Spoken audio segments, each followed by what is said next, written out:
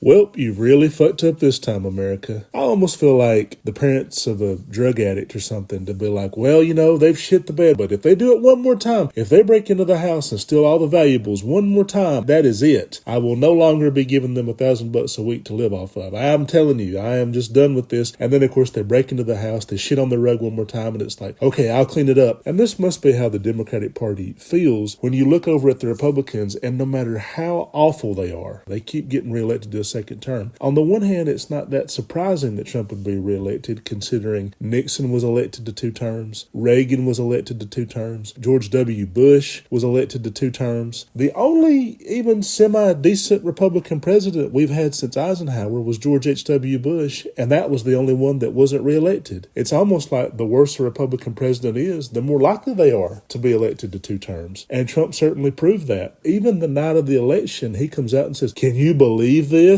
No, frankly, I could not believe it. I guess it isn't that surprising when you go back and listen to the last episode I did. The last episode I did, Hillbilly Effigy, Nobody Should Feel Sorry for Trump Voters. If you listen to that episode, I'm not saying Kamala Harris is going to lose, but I'm really saying it wouldn't surprise me at all if she did. And I'm almost wedging in things to say if she does lose, let's not have the narrative be, well, Trump supporters, they were just so downtrodden and beaten and those poor pitiful things. Every time we hear about them, it sounds like they're in the pogroms of Europe or something, like they're just so gray and depressed. Trump supporters typically have more money than some of the lowest income Democratic voters. They're really not as bad off as people make it sound. They're certainly not worse off when he's out of office. When he's out of office, they do better. Joe Biden bent over backwards to give Republicans real wins. I mean, you would see somebody like the district I'm from, Marshall County, Alabama, Robert Adderholt voted against every Biden initiative possible. So all the stuff Biden was doing where he was practically giving money to the red states, the actual red state representatives voted against that shit. And then they put it in their newsletters. Like, I get emails from him. Oh, here I am at this ribbon cutting ceremony. And I'm like, oh, you mean the federal money that you voted against, but you got it anyway? And then you stand up at the ribbon cutting and talk about all the shit you're doing. It really is ridiculous how backwards this country is to see Democrats constantly bending over backwards to give Republicans everything they want. Republicans won't even vote for it. And then when it passes, they take credit for it. And then the country gets so bored during an administration like Biden's, they're like, let's turn to Trump and just see what chaos it can bring. But the media did such an awful job of explaining why Trump won. It's bigotry. It's racism. That's the main theme of this episode. Is I saw so many bad takes after the election of all the pundit class, almost all of them white males or white women, going through and talking about, oh, Kamala didn't do this and she didn't do that. It's exactly what I didn't want to fucking see happen. In the last episode, Hillbilly Effigy, I even talked specifically about this. If she loses, it will not be her. It will be the American people being unable to vote for a black woman. That is what happened. But that's not what you saw in the media when she lost. You saw every excuse imaginable. Brett Stevens in the New York Times. Democrats come off as sanctimonious and pontificating, and it's like,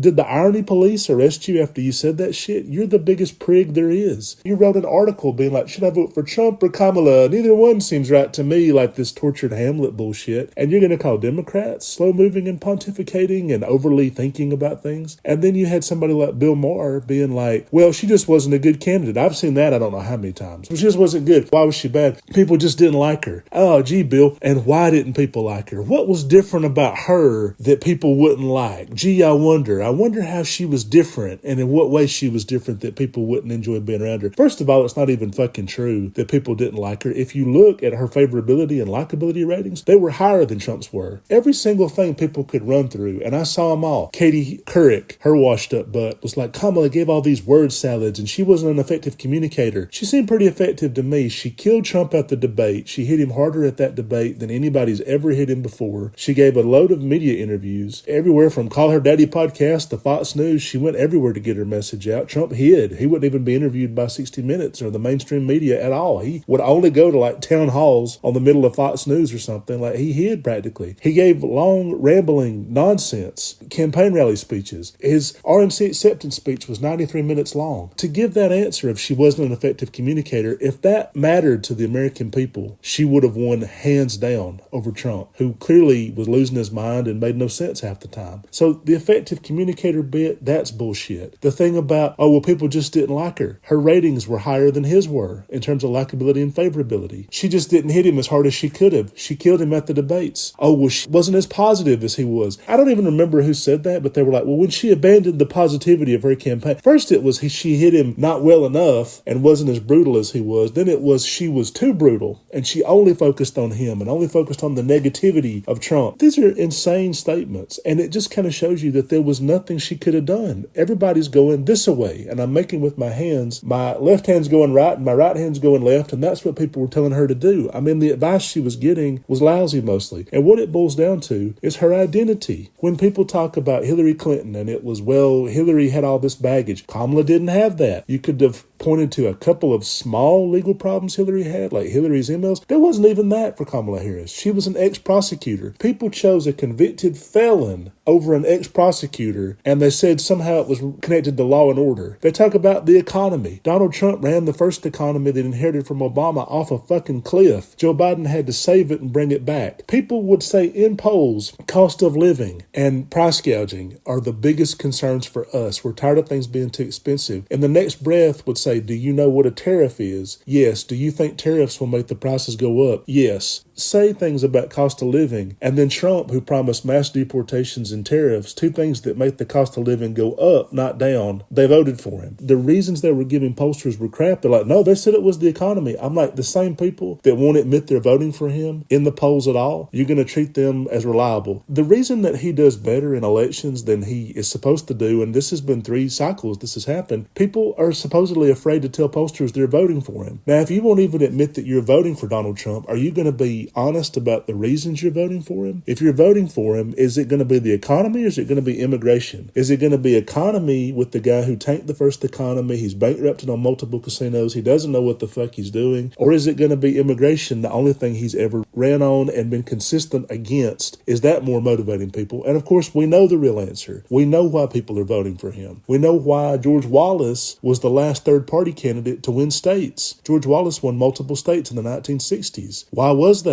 Why have people who lean towards racism consistently done better in American politics? And now Trump picked up on that. Why do you think he cobbled together the America First attitude of the 1930s Nazi sympathizers and the Make America Great Again, the dog whistle of Reagan back in the 80s, and then the message of George Wallace, the last third-party candidate to win states? There's a reason he cobbled together all this racist shit and ran on it. And yeah, he does believe it. Some people say, well, he's just pretending to be racist to win over the racists. No, he does believe it. I mean, they are simpatico, because if you pretend to be bigoted just to win, somehow the real bigots can pick up on that. Like Mitt Romney and John McCain, especially Romney, might have thrown out some dog whistles, but the racists in their mind are like, he's not really one of us. With Trump, he is, and that's why they are supporting him so vehemently. Then people say, well, you don't know that race against Kamala Harris, that's why people didn't vote for her. I do know it, and I can even prove it. When you look at the Senate elections, now the Senate, as I mentioned in the last podcast, they almost never split their vote between president and Senate anymore, especially when Trump's on the ballot. There wasn't a single state in 2016 or 2020 that voted for Donald Trump and against the Democratic Senate candidate. There wasn't a single state where the Democratic Senate candidate won, but Trump didn't win. People don't really say, I like Trump, but I hate the Democratic senators. That didn't really happen on either one of those elections. In 2024, it happened 4 times. Ruben Gallego won in Arizona, where Trump won Arizona. Tammy Baldwin won in Wisconsin, where Trump won Wisconsin. Alyssa Slotnick won in Michigan, where Trump won Michigan. And Jackie Rosen won in Nevada, where Trump won Nevada. You had 3 different white women that were able to win Senate seats as Democrats, but Kamala Harris couldn't get over the line. She couldn't beat Trump. That means people in each of those 4 states went in there and had no problem with the Democratic Party. They liked the Democratic issues and ideals. They like what they stand for, but they wouldn't vote for Kamala Harris. But 2012, there were 5 states that Barack Obama would have won if only white men could have voted. So that was a startling statistic, that even though he beat Romney in a majority of states in 2012, he would have only won 5 if only white men could vote. That shows you Democrats don't really need white men to vote for them in order to win. That's not really a big electorate for them. In those states where race clearly isn't as big a factor, Massachusetts, Vermont, places like that, the Senate candidates did about the same as Kamala did, and she actually got more votes in Massachusetts than Elizabeth Warren did, and she got more votes in Vermont than Bernie Sanders did. She had better margins in states where race doesn't matter. Then we go to other other states where she won, but so did the Democratic senators. Amy Klobuchar in Minnesota got 150,000 more votes than Kamala Harris did. Tim Walz is the fucking current governor of Minnesota, and the Harris-Walz ticket did substantially worse than Amy Klobuchar did in the Senate race. In New York, Kristen Gillibrand got hundreds of thousands more votes than Harris and Walz did. Yeah, I do think that there's something to be said for the racism. White female senators were able to win states that Harris and Walz weren't, and even in states like Minnesota and New York, where they should have got hundreds of thousands more votes than they did, they underperformed. Is that because they were just so unpopular and people just hated their guts and they had a different message than Gillibrand and Klobuchar did? No. And that's why in states like Vermont and Massachusetts, they did better than the Senate candidates. But those are states where we can look at and say race didn't matter in 2012 when Obama was on the ballot. All of these stats put together, it just shows you there was nothing she could have done. All this bullshit about, well, she wasn't a good candidate. She was an excellent candidate. In 2020, Joe Biden was too old, and sometimes when he was being interviewed, he trailed off. He wasn't as clear as he could have been. She had none of those problems. In 2016, Hillary, with the baggage she had, some people said she didn't hit Trump in the debate as hard as she could have. She didn't do enough rallies in Michigan and Wisconsin. Kamala had none of those problems. None of the issues that would have come up for Hillary or Biden applied to Kamala Harris. Why are you saying that she's a bad candidate? Well, she wasn't relatable. You're talking about a woman who ran against a guy who shits in a gold toilet. Trump flies his private planes around. He's been married to 3 different women. He picked his third wife out of a fucking catalog. He's a germaphobe that initially said he didn't want to run for president because he was scared to shake people's hands. He'd barely left New York City for the majority of his life. He lives in a country club that he owns, and you're going to say Kamala Harris, she's not relatable somehow. This is insane. I mean, this is so clearly the bullshit that black women deal with on a daily basis, to where they're up for a job against a white woman. 19 times out of 20, the white woman will get that job. And then the employer says, well, I just thought that she wasn't ready. Like they have all these excuses. And what it boils down to is bigotry, specifically bigotry towards black women. There has never been a black female governor in this country. None of the swing states have had a black senator or governor. The 7 big swing states we keep hearing about. Even in North Carolina, where you'd think Kamala would have done pretty well because people voted for the governor, they voted for Stein as the governor, but not her to be president. The Lieutenant Governor Robinson, who lost, he was black. Kamala Harris was black. Their politics are completely different. Their backstories are completely different. Their scandals for Kamala don't exist. For Robinson, they did exist. They were completely different. The only thing they had in common was their skin tone color. That's it. And they both lost North Carolina.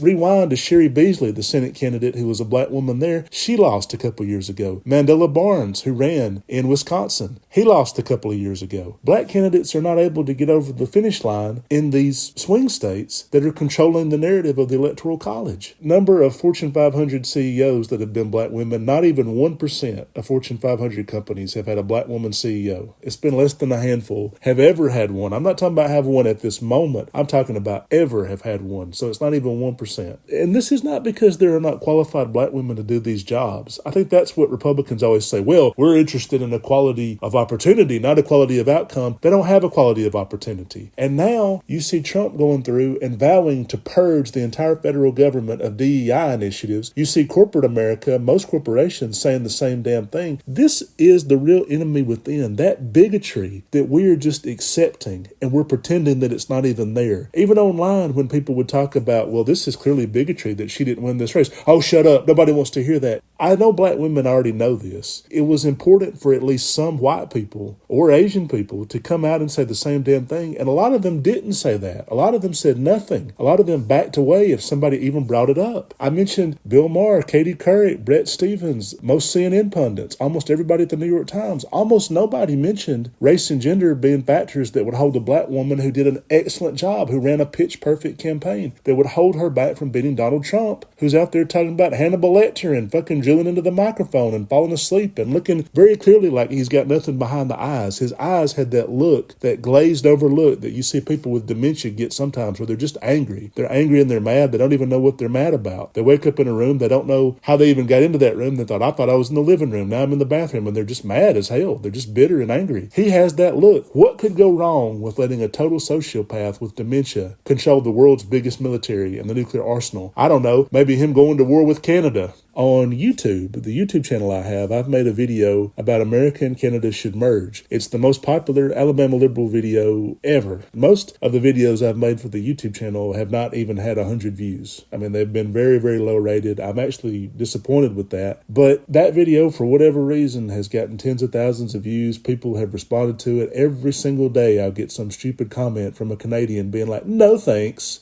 all smug about it and shit. That actually is a great idea, to merge the United States and Canada. But now what's happening is, since Trump has mentioned this idea of turning Canada into a state, not merging the two countries, and definitely not what I'm proposing, but seemingly taking it by force and turning it into a state, whether they want to be or not. He says the 51st state of America. It's funny that we have Puerto Rico and D.C. that actually want to be states, and he's blocking that, saying, hell no, Puerto Rico and D.C. can never be states. We'll let Canada be one single state out of 50.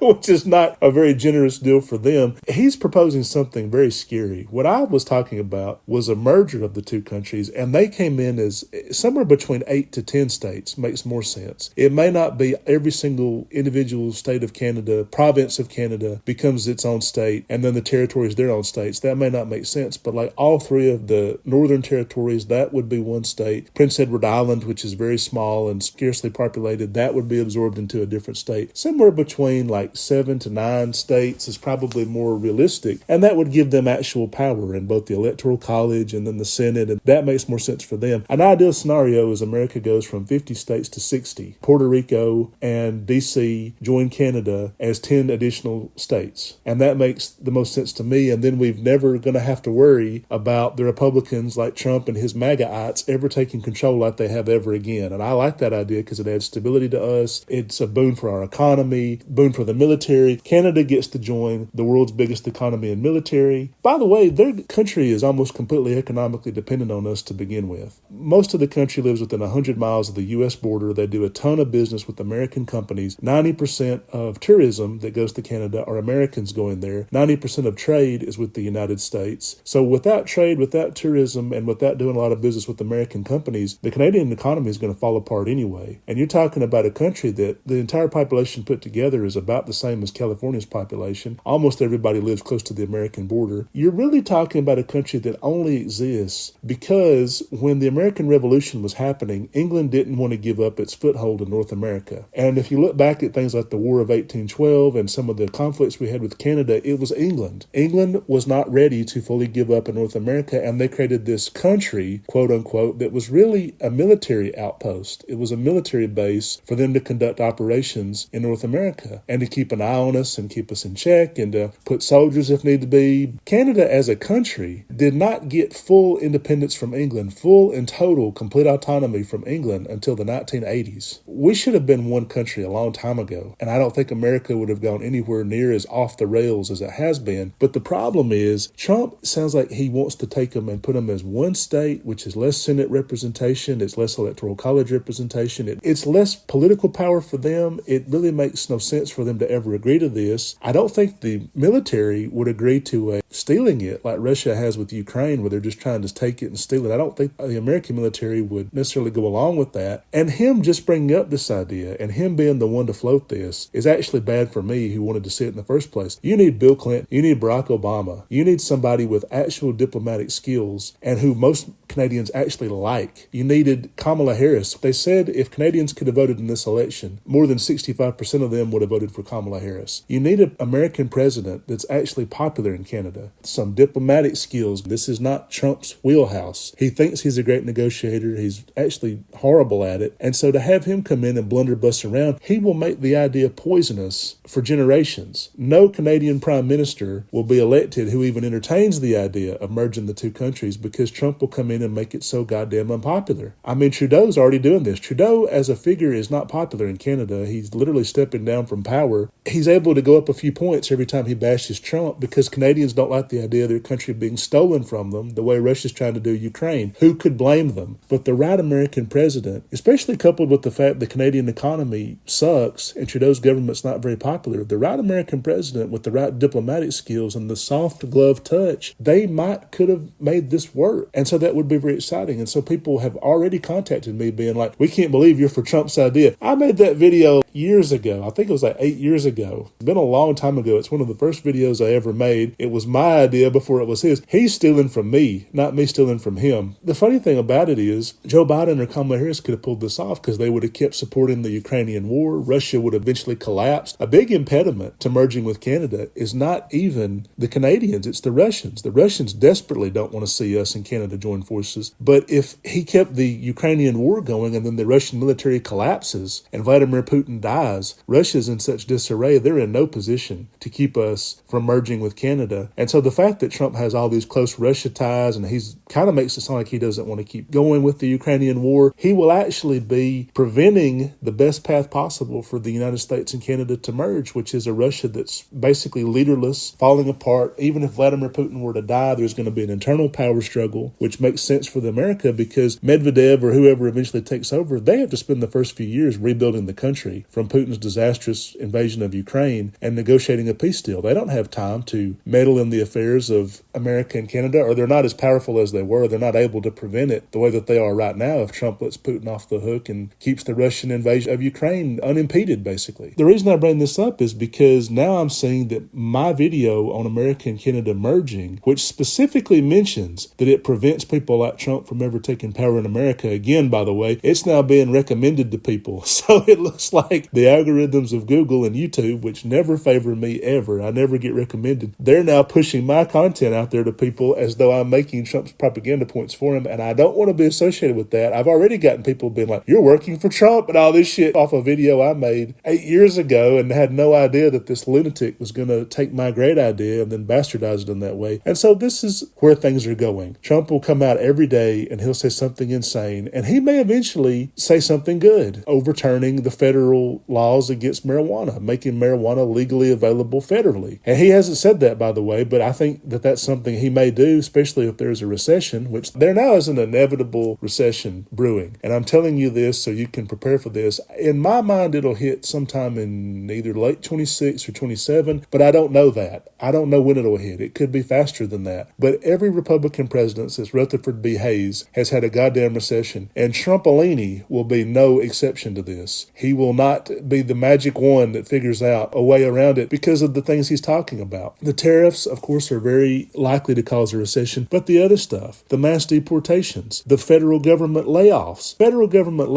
guaranteed to cause a recession because that's hundreds of thousands of good paying jobs, people who had a solid, stable job, they're able to buy houses, buy cars, luxury goods, whatever it is. That's money that's now leaving the economy. They're downsized and they're worried about their future. They're not buying a car. And then that creates a trickle-out effect into all these other companies that don't have that money going out. Is it going to be that the deficit goes down? No. It would be federal government layoffs to redirect to tax cuts in a country that's already so unstable with income inequality and wealth inequality. That alone could cause a recession. If people were to say, name everything wrong with the country in a couple sentences, I would say Zuckerberg, Bezos, and Elon Musk put together have more wealth than the bottom, quote unquote, the bottom half of the country, which is 170 million people in the wealthiest country in the world, have less money than 3 men. I'm over here wondering, am I going to have enough money to go to fucking Firehouse Subs? You know, Firehouse Subs is now $20 for a single sub where I'm at. I think that's too much. I'm wondering if I'm even going to have enough money to do that. And then Elon Musk is worth $500 billion.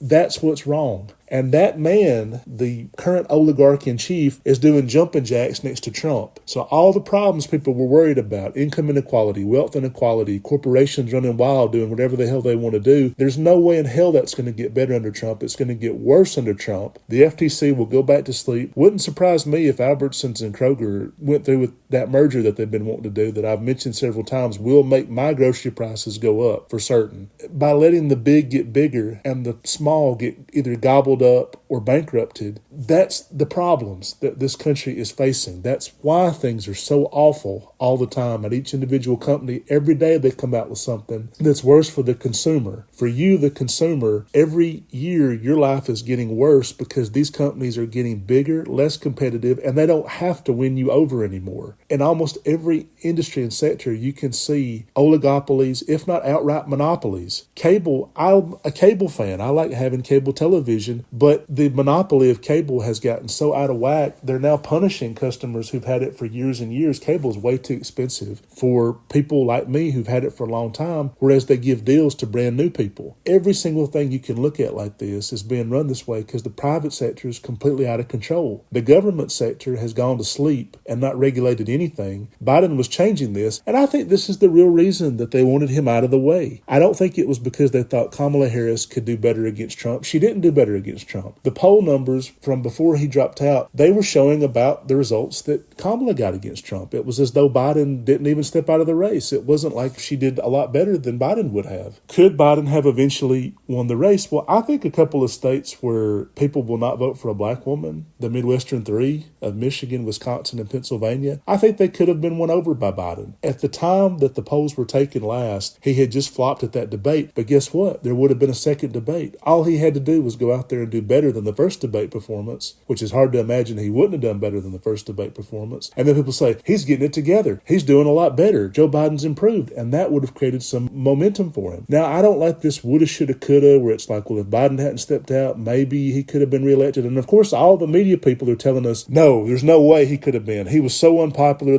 Well, who made him unpopular? They did. The same people that didn't like him blocking their mega mergers and talking about getting rid of their tax cuts in 2025, the same multimillionaires that control all the information we receive, they swear up and down he wasn't electable. But we saw what happened with Kamala Harris, where she had the worst possible conditions, which is Biden steps down from the race, but he doesn't step down from the presidency. She's running, but as I've mentioned in so many podcasts in the past, it's very unlikely two Democrats are going to be reelected back to back. That hasn't happened since Franklin Pierce and James Buchanan was the last time it happened, without the first one dying in office. Now, JFK's killed, LBJ can win re-election. FDR dies in office, Harry Truman can win re-election. But the last time where we had two Democratic presidents where the first one did not die in office, it was the 1850s. Before that, it was Andrew Jackson and Martin Van Buren, the very first Democratic president, and his vice president. It's very hard for two Democratic presidents to be elected back to back. But if Joe Biden steps out of the office and Kamala's already doing the job, if she's already the incumbent, she's already the woman president, first woman president, and people can look outside, oh wow, the oceans didn't turn to blood. Oh wow, the earth didn't crash into the sun. There weren't massive earthquakes. God didn't part the heavens and be like, no, a woman shouldn't be president. None of this crazy shit that people think is going to happen. A woman's president and every man in America's penis does not magically fall off. Whatever superstitious crap they believe, that doesn't happen. And then she's already running as an incumbent, even if it was only for a few months. An ideal scenario would have been that after the midterms, the 2022 midterms, Joe Biden steps down, she becomes president, they still have the House and the Senate before Mike Johnson takes the gavel, and they're able to put whoever she wants as VP, and they have a fully functioning team ready to run for re-election. This is what I wanted to happen. This is what I thought would happen eventually. I thought he would be re-elected, and about a year into his term, he would die or just have such bad health problems he has to step down. She takes over officially. Then she's able to run as an incumbent in 2028. That's what I wanted to have happen, because I knew having Americans vote on civil rights is a disaster in the making. But what's now happened with Trump and Kamala, I do want to say that this is different, because back in the Civil War days, a majority of the country in 1860 was still able to elect Abraham Lincoln, and they were able to re-elect him in 1864. The majority of the country was illiterate in 1860 and 1864, and yet those people who were illiterate and racist as hell, they were able to deliver presidential victories to Abraham Lincoln. The enlightened people of 2024, so-called enlightened people, they weren't able to deliver a victory to Kamala Harris over Donald Trump. That is a shameful result. I mean, that actually makes me sick. A majority of the country was not with Charles Lindbergh, Nazi sympathizers who are like America first, let's stay out of World War II, maybe very in the beginning, but by the time that we entered World War II, the majority of the country was ready and willing to kick some Nazi butt. A majority of the country never backed segregation. That was just the Southeast that did that. A majority of the country was fine re-electing LBJ in 64 after the Civil Rights Act and Voting Rights Act passed. It was the last major blowout for a Democratic president, 1964, when LBJ won a blowout against Barry Goldwater. And civil rights was definitely on the ballot. Abraham Lincoln in the 1860s, LBJ in 64. Over and over, you see a majority of the country's never been with the Nazis before. And now, to have Trump not just win, to be honest, the scenario that I thought was most likely was he would win Arizona and North Carolina and Georgia, and she would win Michigan and Wisconsin, and then a few thousand votes in Nevada and Pennsylvania would go his way, and he would win the Electoral College while she won the popular vote. I thought she might win popular vote by about what Hillary did in 2016, considering she's a better candidate than Hillary, and he's a worse candidate. 2016, we didn't know about Stormy Daniels. We didn't know about his charity fraud and university fraud. That hadn't been fully uncovered yet. He hadn't committed a coup attempt. January 6th hadn't happened. None of the indictments had happened. None of the convictions had happened. He's worse in every possible metric, and to have this be his first popular vote victory, it's really outrageous and disgusting. I mean, I know I've spent way too much time talking about this, but I just about can't fucking believe the majority of the country is with him, because in 2000, I was able to take comfort in the fact that a majority of people voted for Al Gore. In 2016, I was able to take comfort in the fact that a majority of people voted for Hillary Clinton. We've never had this, where the majority of people were with a guy who clearly is awful, unabashedly evil and awful, and he's the biggest piece of shit I've ever seen in American politics. And instead of flushing him, people are out there voting for this guy, and they have no reason to vote for this guy. It's racism. It's immigration and racism. It's people whining about wokeness. Some of this shit, I don't even understand it. I saw where there was some dude on the MAGA side who was like, American Sign Language is woke. Do you even know what the hell you're talking about? What you're saying, I don't understand it. American Sign Language is woke. Like, that just sounds like some parody or something. That sounds like if John Oliver were doing a parody of a MAGA person, that's what he might say. I mean, this sounds like a fucking joke almost. And people are turning to that. And this thing about Trump's going to go through and root out the DEI, this is so reminiscent of what the Nazis began with. So now you have this thing that is actually positive. Diversity, equity, inclusion is a positive step in corporate America. And by the way, because this is not being said, you have people defending it and people against it. What's not being said is that it's normally just a marketing gimmick. I would actually love it if the corporations who were putting this forward actually did what they said they were going to do,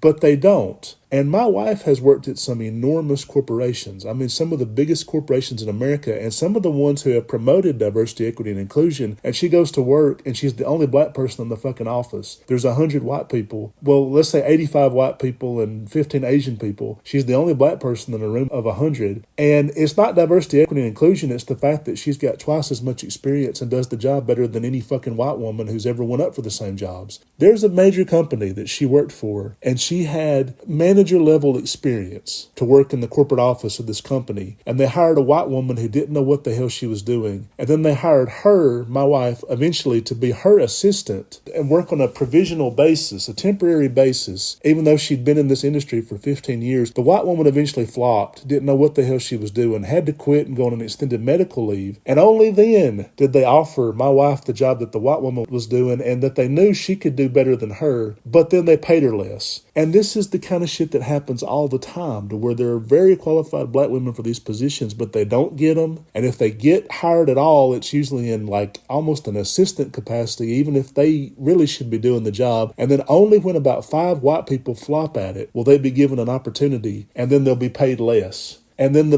gay men and white women that run these companies that think, oh, we're so liberal because I'm a white gay man or I'm a white woman and aren't we great and we're standing up to the patriarchy, they then negotiate their salary down to almost nothing. If a white woman was going to get paid $100,000 to do that job, they'll negotiate the black woman's salary down to $85,000. And for no reason. Like, the $100,000 was already approved. It was already in the budget for that, but they just think they can get away with paying somebody less. And this is the kind of shit that happens all the time. And so to hear Walmart, which has already had endless racist problems, is going to now get rid of DEI, like, they already had a lot of work to do. They were already just barely doing the work. And now to hear that, what does that mean to get rid of DEI? They're going to go through and fire all the black people? What it probably means is every single job that comes up now will go to somebody white and less qualified. The DEI initiatives, all they were doing was actively opening people's eyes to candidates that made sense for those jobs. And then if they did, then they could put down, oh, we fulfilled the DEI requirement for somebody that was actually qualified. On the Supreme Court, Ketanji Brown Jackson was eminently more qualified than Amy Coney Barrett, or frankly Brett Kavanaugh, the drunkard, who's also molested people, or frankly Neil Gorsuch, who never met a corporation he didn't want to fuck. I mean, he gets turned on by corporations. He's so in the pocket of big business, it's absurd. And yet people would call her the DEI candidate because Biden said, I'm going to appoint a black woman to the Supreme Court. He appointed one that was eminently qualified, but because he was actively looking to change the racial and gender makeup of the court, it looks like, oh, he just picked anybody. And when companies actually do pick black female candidates for certain jobs, oh, this is good, they fulfilled the DEI requirement. But if you look at their resume, it's like they had more experience and they were already a better fit to begin with. And all we did was we just didn't pass them over to pick a white woman that was less qualified. That's all that means. And so to hear that now Meta, Facebook is going to get rid of DEI, Walmart's going to, some of the so-called most woke companies in America, like you look at the 10 companies that are the most for DEI, my wife's worked at some of them. They weren't really that open-minded at all. They really weren't. They once took a group photo at where she worked, and I could find her in about 2 seconds because she was the only black person in this group shot of about 60 people. It was the easiest game of Where's Waldo that there's ever fucking been. I was able to, oh, there she is, and this is at the corporate office of a company that's listed as one of the 10 most prominent DEI corporations. I mean, this is ridiculous. And so to have him and some of these corporate leaders like Musk be like, we're going to go through and pick out all the DEI hires, they've already fired the female leader of the Coast Guard. And now when I saw this, and this is a white woman, because I'm sure if she were black, they would have found a way to fire her before they even took office. Head of the Coast Guard was a woman. It's the first time any branch of the military has had a female head, and they went through and fired her on day one. This looks like The Handmaid's Tale. To me, this is The Handmaid's Tale, where they go through and they fire all the women and they freeze their bank accounts and all this shit. All you did was look at a woman in the Coast Guard and say, well, we can't have a woman as head of one of the military branches and then fire her. This is scary. This is really scary. And I'm actually really shocked that so many people in America are just kind of going along with it. At least when Trump took office the first time, that inauguration day, there was a massive women's march. At that time, the largest protest that there's ever been in this country. I remember it because we went to New York. That just happened to overlap. We had booked that trip like a year ahead of time, not even really knowing it was the inauguration weekend, especially not that Trump would be elected. Had no idea. And we were in New York City. Two things that stood out about us of that trip was the Women's March was block by block, shutting the whole city down. It was actually really amazing to see that and be part of that. But the second thing is, as we were leaving, he had just issued the Muslim ban or trying to block certain countries from even having planes come in here. And JFK was a nightmare. I mean, the security line was like 3 hours long because he had issued some executive order. It took a judge all of a week to dismiss it, but just having these stupid executive orders, he tried to do the Muslim ban. Judges overturned it very early in his term. Now we're seeing the same damn thing. He wants to end birthright citizenship. Well, the president can't just do that. They can't just declare through an executive order, birthright citizenship is now over. And so now we're seeing he's issued it. A judge has revoked that. Now there'll be a long protracted court battle. Who knows what the Supreme Court will say? To me, it's blatantly unconstitutional for the president to issue such a huge change in America's immigration policy. I mean, he hadn't even gone through Congress to do this. The Republicans have the House and the Senate, and they're not even attempting to do bills. He will just wave a pen and he will just do it, and that will be it. This is fascism. This is blatant and open, naked fascism. We have to get rid of the woke people. Well, the woke people and the DEI initiatives, this is the same fucking thing as the Nazis going through the government and weeding out every Jew they could find to get rid of them. In America, it'll be black people and some Hispanic people, some brown people that don't vote for him will be the ones that they go through and do this. And this is terrifying. And to have so many Americans be so checked out and brain dead and like they don't even give a shit is really outrageous. You saw that he won the popular vote. For me, it was like a death because it was not just that Al Gore got screwed out of Florida or Hillary Clinton won 3 million votes, but the Electoral College seated a criminal anyway. It was a death to think I woke up in a different country. I went to bed in one country and I woke up in a different country. A lot of black people hear that and they think, well, welcome to the America we've inhabited our entire lives. I don't know where you were or whatever. But for me, it was different because it's the first time that a majority of the country has been with somebody so brazenly bigoted, racist, out of control. And the person they didn't vote for was because she was a black woman. I mean, that's why they didn't vote for her. I truly do believe that. I've pointed out numerous examples in this podcast. All of the reasons I'm hearing people come up with, well, she was a bad candidate. What made her a bad candidate? Well, she ran in 2020 and she didn't win. Yes, so did Donald Trump. He lost in 2020. So that is absurd to be like, well, in 2020, she ran a campaign and she wasn't even the nominee. That happened to Joe Biden twice. Biden ran for president twice. He lost both times. Then he became Obama's vice president. And then as the vice president, he then had a big enough platform where he could break through in 2020, running as the sitting vice president and running as one senator in a crowded primary. Two different things. And it's absurd not to say that they're two different things. In 2020, she ran in the most competitive primary ever. There were 20 candidates. Kind of how Biden got picked. It was like, we just got to pick somebody. To compare her 2020 race to today and be like, well, because she didn't win in 2020, that meant she was a bad candidate. That's ridiculous. Biden has lost twice in the past. Trump lost in 2020. If previous losses mattered at all, Joe Biden wouldn't have had to bow out of this race and Donald Trump would have lost this race too. Again, it goes back to that thing I was saying where she lost previously. So did Trump. In the debates, she beat him in the debate. She wasn't a clear communicator. Trump made no fucking sense. I mean, no matter what example you could give for why people wouldn't have voted for her, Trump was worse. So that makes no sense. And it just really looks like that thing that they put black women through to be like, well, because you didn't do XYZ perfectly, we can't hire you for this job. Feel free to go be a cashier. You can go be the cashier, but the manager position, unfortunately, you don't have a degree. No, I do have a degree. Oh, you do have a degree? Well, unfortunately, your references, no, I have references. Well, unfortunately, you don't have 5 years experience. No, I have 5 years experience. Well, unfortunately, your shoes weren't tied during the interview, and therefore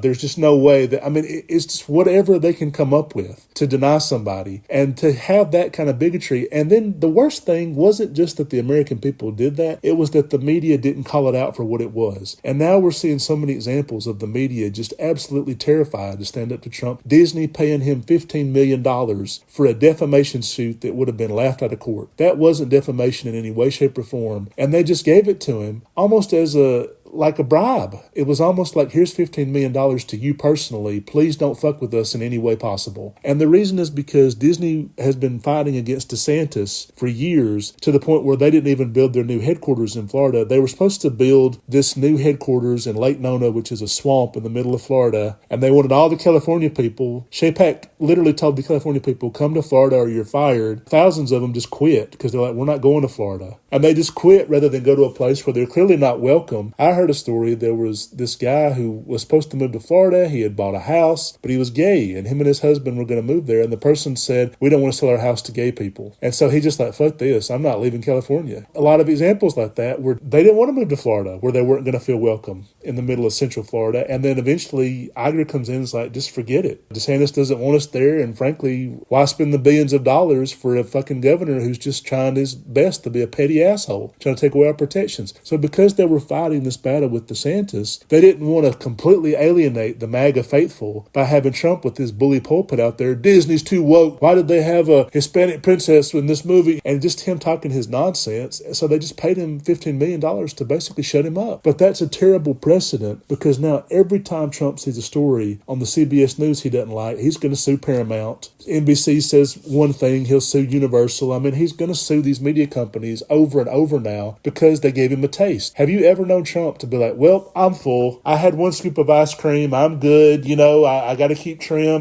No, he's gotten a taste of the $15 million from Disney. And now he thinks he's going to be able to fix all of his money problems by suing his way out of it, basically. Like now he's going to sue all the major media companies. They'll all pay him $10 to $20 million in bribes, and he'll be able to raise $50 to $100 million off that shit. This is like it is in Russia. This is exactly what happens in Russia and systems that are corrupt is the media is basically paying the government to stay in business and to keep their licenses and to stay operational. And these companies that don't pay it, if CBS were to say, no, we're not paying this shit, and Paramount stands their ground, Trump may fuck with them. The lackeys he's going to put on all these government agencies and boards, they might find some way to deny CBS their operating licenses or something like that. This is the reality we're in right now, and it is terrifying. Just for an example of how scary things are, Joe Biden on his way out the door pardoned several Republicans. General Mark Milley is a Republican. Liz Cheney is a Republican. Anthony Fauci is a Republican. And there were a few others, and there were people that testified to the January 6th commission. A Democratic president has to come in and pardon these people to keep them safe from a Republican president. Republicans are having to be kept safe from a Republican president, not because they broke the law, but because they didn't break the law. Because they stood up for the law, they're now vulnerable against a Republican president. I want you to really think about how absolutely insane that is. Do you know how crazy it would be if a Republican president had to pardon a bunch of Democrats to keep them safe from Bill Clinton or Barack Obama or Joe Biden? Like, that would be nuts. Yesterday, there was a story about Mike Pompeo, Trump's own Secretary of State. Trump pulled his security detail. Now, I know John Bolton, Trump had it out for him because Bolton said some stuff about him, but I thought him and Mike Pompeo were on relatively good terms. Now he's pulled Pompeo's security detail, basically saying, I hope somebody kills him. Two things that I wish more media people would say is the anti-DEI stuff is a Nazi purge. And the second thing is this thing where he's pardoning all of the insurrectionists. This looks like a paramilitary. To me, this is an American paramilitary, just like in Ireland when they had the struggles, the so-called struggles, and the IRA was on one side and they had loyalist militias and anti-groups on the other side, and all these Caribbean and African countries, they've had their own paramilitary that operates extra legally. Like there's legally and then there's extra legally, sometimes illegally, and they're kind of able to do it because the government is winking at their actions. This is exactly what that looks like when you pardon all of the January the 6th insurrectionists. He's basically saying it's open season. If he pulls the security details for all these people like Mike Pompeo and John Bolton, and then I'm sure the Democrats are next. I'm sure half the Supreme Court justices, he'll pull their security details, and then Nancy Pelosi and people like that. But then he's got people out there like these January the 6th insurrectionists. I mean, all the stuff we're scared he's going to do through the legal system, if he can't get it done through judges and the military, what's to stop him from saying, kill Nancy Pelosi and I'll pardon you? It's literally going to be like the states are trying to block him in blue states like California, and the federal government he may or may not be able to rely on, but if he's got his own paramilitary out there, his henchmen and his horde being like, kill Ketanji Brown Jackson and I'll pardon you. This is something that really and truly could happen. So the scariest developments are the Nazi purge of DEI, the paramilitary that he's apparently building by pardoning all these people, and three, the fact that he's all in on cryptocurrency almost makes me think not only will he inadvertently cause a recession, he may deliberately cause a recession, because him being all in on cryptocurrency, which Bitcoin has a stated desire to replace the dollar bill. They all do. All the cryptocurrencies, most of them except Bitcoin, are total scams. They're not reliable. You see all these frauds like FTX, the stock exchange folds, all the obscure coins where they're big for about 18 months and all these idiots are like, yeah, I'm riding this high. I turned $18,000 into $500,000 and now I'm going to sink all my money. They sink all their money into it. $200,000 goes into it, and within 6 weeks they've gone down to nothing. They've now got $40,000. They've lost almost all their savings. Oh, I took out a mortgage on my house and I put it on shitcoin. Shitcoin's going to blow up. It's going to revolutionize money, and you don't even understand. You're ignorant. You're lost in the past, Alabama liberal. You know, other than Bitcoin, there has never ever been a stable cryptocurrency that has consistently shown gains throughout the years. Some get big, they rise, they fall, they're like dominoes, and they really seem like scams. Trump coin will be the next big thing, I'm sure. He may deliberately hurt the economy and the dollar to see cryptocurrencies rise. He may want his own cryptocurrency, a Trump coin, or his own Bitcoin holdings if he has that. He may want to prop that up and let that rise. He may deliberately sink the economy so that his few million in Bitcoin holdings, he becomes an actual multi-billionaire, pardons himself for any actions that he may cause, leaves office as an actual multi-billionaire. Between a possible paramilitary and the Nazi purge of DEI and the possibly sinking the economy on purpose to prop up his own cryptocurrency holdings, yes, we should absolutely be afraid. And this is that true enemy within. When I say it's the bigotry, stupid, that's the most probable cause for Kamala Harris's loss. I really can't believe people didn't see that, or in the media they're pretending not to see it. And the real enemy within is, how do you defeat that? And it happens in other countries. Now, every place is kind of like this. There's that embedded bigotry that everywhere has. But in America, when it's so pervasive that people are literally voting against their own interest. When I hear people say, well, Trump voters are so selfish, that's true. They're definitely selfish. But it's not even being selfish, because they're going to fail too. You can't even say, well, he's offering them something great. He's not. It's hurting other people is more important to them. Even if they they fail, even if they have a small business that fails completely, their vote for Trump to hurt people that are different than them, they thought that was more important than whether they had any money. Most Trump voters were substantially better off in Joe Biden's presidency than they were by the end of Trump's first term. He's not offering them anything to change that. Nothing. You've heard him already backpedal on like, well, the price of groceries is very hard to change. I don't know how I'm supposed to do that. Of course he is backpedaling on that, because like, how could he even do something about it in a country where the entire food chain is privatized from top to bottom? The government has no say in what Tyson charges for a chicken, and then Kroger charges to sell that chicken. Nobody in the Republican Party would even support that. They'd call that socialism. Of course he's backpedaling on any promise he made to make people's lives better, and it's just solely about making people's lives worse. Pulling out of the Paris Climate Accords, talking about climate crisis isn't real. Right now, Los Angeles, where I live, is on fire, and Alabama is snowed in, and there was snow in Gulf Shores. That used to be one of those when hell freezes over type deals, like, oh yeah, I'll get around to that when it snows in Gulf Shores. People were able to build a snowman in Gulf Shores, the beach. It never snows down there. So to have Alabama drenched in snow, Los Angeles on fire in January, we have a fire season supposed to be about July to October usually. Never seen it happen in January before. LA's on fire. Other places are being snowed in or flooded. To have an asshole out there talking about, oh, climate crisis, that's not real. Let's get out of the Paris Climate Accords. Drill, baby, drill. Maybe we'll steal Greenland and Canada so we can drill for oil and rare minerals and pollute even further. Maybe we'll just start having coal come back. Forget about gas and oil powering cars. Let's just have it powered by coal,